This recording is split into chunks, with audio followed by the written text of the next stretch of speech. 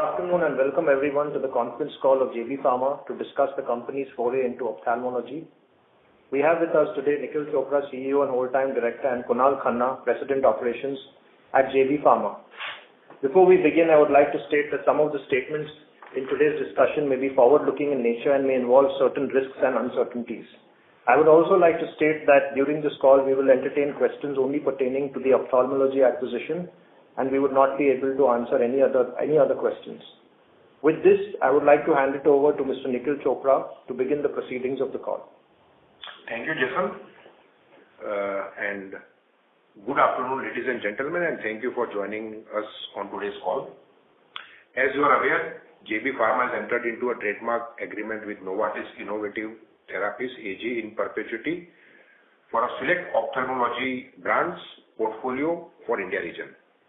This is effectively January 2027, following a consideration of $116 million, which is payable on or before December 31st, 2026. The transaction also includes a promotion and distribution agreement with Novartis Healthcare Private Limited for the same brand portfolio for 3 years, commencing December 2023.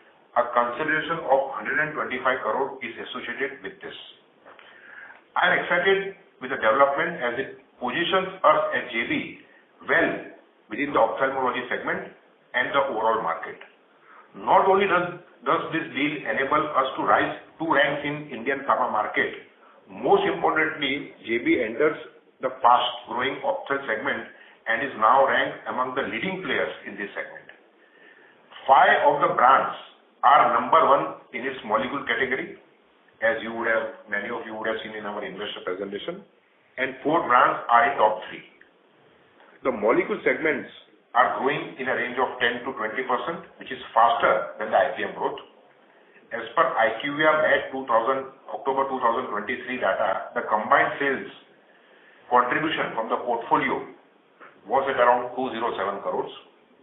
As a therapeutic segment, ophthalmology has consistently outperformed IPM and thus sits right in within our objective of having a diversified, high potential, high growth product mix domestically. This portfolio helps us tap into the growing segments such as anti-glaucoma, anti-allergics, antibiotics, and NSAIDs within ophthalmology. At an overall level, you will acknowledge that ophthalmology itself is the 3rd fastest growing therapy in IPM with a 15% 3-year CAGR. Friends, there are numerous reasons why we believe that the acquired portfolio will complement our growth agenda well, as India is home to a large and expanding pool of patients that require continued eye care, and there is a rising awareness around it. We are also witness to enhanced infrastructure and diagnostic for eye treatment, combined with the advancements in surgical techniques. Eye surgeries have become more accessible. The government thrust in the area is another key driver. I would now like to touch upon how this agreement impacts us favorably across multiple aspects of business.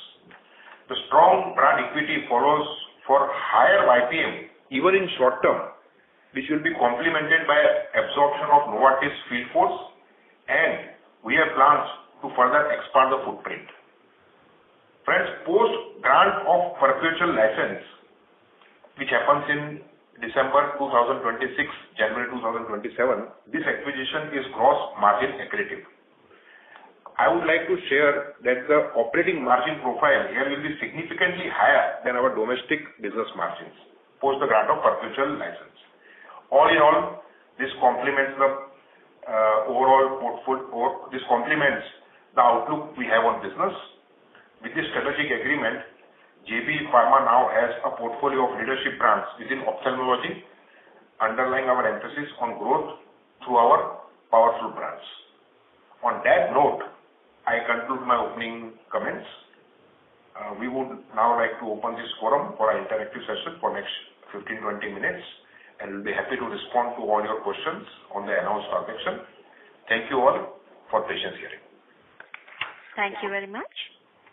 We will now begin the question and answer session. We have a first question from the line of Harid Ahmed from Avendus Spark. Please go ahead. Good afternoon. Thanks for the opportunity. So my first question is on the September MAT sales value that you've disclosed of around 208 crores. So how should I think about the primary sales for modeling purposes? Is it in line with this 200 odd crore number? Harid, the way to look at it is all the external market reflection is PTR, and one can look at a normal margin profile between the distributor, retailer, and the company. So in that sense, it's consistent with what the margin distributed to the channel is. Okay. So one of the reasons why I asked this question is because there's when I check the AOCD MAT value, it's a significantly lower number. Yeah. So basically from the PTR, just kind of deduct the distributor margin, and you will have a sense of what the primary numbers are. For reference point is the way we look at, we follow IMS IQVIA number, so that will be a good reference point. Okay. You talked about the gross margin and operating margin for the acquired portfolio after we execute the perpetual license agreement, which I believe is in Jan 27. So till then, under the promotional distribution agreement, how should we think about margins, especially gross margins? Typically for licensed products, we've seen around 20 or 25%, 20 to 30% range. So is it going to be similar? The way to look at this is the gross margin profile in the short term for the interim 3 years will be very similar to the conventional in-licensing margins which exist in the industry. Overall, what we are looking at is absolute EBITDA, cumulative EBITDA of close to 75 to 100 crores over the next 3 years, after which the operating margin profile, as Nikhil stated earlier also, will be significantly higher than our domestic domestic business margins. Okay. And lastly, when I look at the growth profile of this acquired portfolio over the last couple of years, this is the numbers that you've disclosed, the IQVIA MAT sales numbers. It's around 10%. Now, if I look at our acquisitions in the recent past, we've managed to turn around these acquired brands and accelerate growth. So should we look at a similar acceleration here versus the last couple of years' growth of around 10%? Absolutely. That require more MRs to be added to achieve that growth? So we are certainly looking at boosting this business and acceleration of the historic growth rates. The way to look at this is we are quite certain as we absorb the current field force and expand on the footprint in the near term, we should be looking at mid-teens growth over the near to mid-term. Got it. That's all from my side. I'll get back to you. Thanks. Thank you. Ladies and gentlemen, to ask a question, please press star and 1 on your phone now. We'll take our next question from the line of Nitin Gosar from BOI Mutual Fund. Please go ahead. Hey, hi. Thanks for taking up these questions. Wanted to understand how should we look at the agreement the way it has been drafted in 2 parts. So is there any obligation with regard to patent or something which is stopping us to buy out the brands upfront? How should we think about it? There is no obligation with respect to any, patent as far as perpetual license is concerned. One has to understand that these trademarks which have been acquired are global trademarks, which Novartis would be kind of as part of their overall global opthal divestment process is individually, divesting in different geographies, right? The organization was more comfortable in handing over the perpetual license 3 years hence to be clear about, what the global implications could be. And that's why the grant is effective 3 years from now. Got it. Second is with regard to understanding the agreement or the arrangement over next 3 years. where Novartis still has the opthal team, or does it JB also continues to add or build up opthal team alongside of Novartis team? So for this particular opthal portfolio, which we are acquiring from Novartis, we are absorbing a team of close to 100 from Novartis. Over the next 12 to 18 months, we will be evaluating on expanding that footprint. The current number, which we'll be absorbing from Novartis stands closer to 100. Over the next 12 to 16 months, we can look at increasing this footprint to 130 to 140. Okay. And P&L implication of the same, because we are onboarding the cost of those employees, so we'll have the cost sitting in our books, but we'll continue to get gross margin, which are similar to the in-licensing one? That is right. Since we'll be absorbing this manpower, it will have impact on our manpower cost. But given that we are looking at gross margin, which is in line with the conventional in-licensing margin profile, and as stated earlier, even for the next 3 years, cumulative EBITDA will be somewhere close to 75 to 100 crores. One has to understand that the YPMs, the productivity per rep in this business is very, very high. So one does get a significant fixed operating leverage. And despite lower gross margin profile, one is still EBITDA accretive. Got it. And last one, are there any milestones which could be required to be achieved to close this deal, or this deal is now casted and there is no change in the valuation profile as well going forward? This deal is pretty much casted, no change in valuation profile. It's just the nature of the deal given some of the global dynamics that for the first 3 years, we have an in-licensing agreement, and then and post that there is a perpetual license grant. Perfect. Got it. Thank you. Thank you. Before we move on to the next question, would like to remind participants to press star and 1 to ask a question. We'll take our next question from the line of Abdul Qadir from ICICI Securities. Please go ahead. Yeah, hi. So thank you for the opportunity. So just one question to start with on the chronic brands what you have acquired. So based on the data what you have shared, it more looks like these are pure kind of a mature brands sitting at a sizable market share. So when we talk about a mid-teen growth, what is giving us confidence that in spite of the market being quite small, when we talk about the chronic portfolio, would be still growing in mid-teens? So Abdul, if you look at overall the burden of disease and if you look at ophthalmology market, it is close to 4,000 crore. And we, with around 200 crore revenue, hold 6 to 7%. And the burden of disease of glaucoma is so high that we see good opportunity in terms of what we can do with our existing brands. Equally, we have within post-chronic, we also have antibiotics and combination eye drops, and also we have anti-allergics and NSAIDs. So overall, I think what JB over a period of time has demonstrated, not only with this transaction, but also with historically, if you see, whether it is in probiotic market, women health market, all those acquisitions that we have done, we are confident enough to drive mid-teen growth. Sure, sir.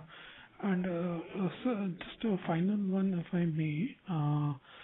So on this, funding the transaction, I mean, how do you plan to fund? I mean, it's quite a distant away, but do you think you will turn cash positive till the time you have to make this $116 million US payment? Abdul, just for information, we are right now today cash positive. Sure. Okay. All right. So, anything and everything will be funded from internal will be done. Okay. Thank you. Thank you. We have our next question from the line of Sayantan Maji from UBS. Please go ahead. Yeah, thanks for the opportunity. So, just carrying on from previous participant's question. So if I look at your chronic portfolio, the market share, especially in the chronic portfolio for the molecules that you acquired, is already high. So, do you expect the categories, itself to grow at a faster pace, or do you expect that, there is potential to, expand the category similar to how you had thought for heart failure, that a lot of, population is undiagnosed and hence the category itself can grow. Do you think that this can happen for some of your chronic acquired brands? So it is a mix of both. If you look at what we have demonstrated over a period of time in our entire chronic therapies, whether it is in hypertension, heart failure, and what we are trying to do in the world of lipid-lowering agents.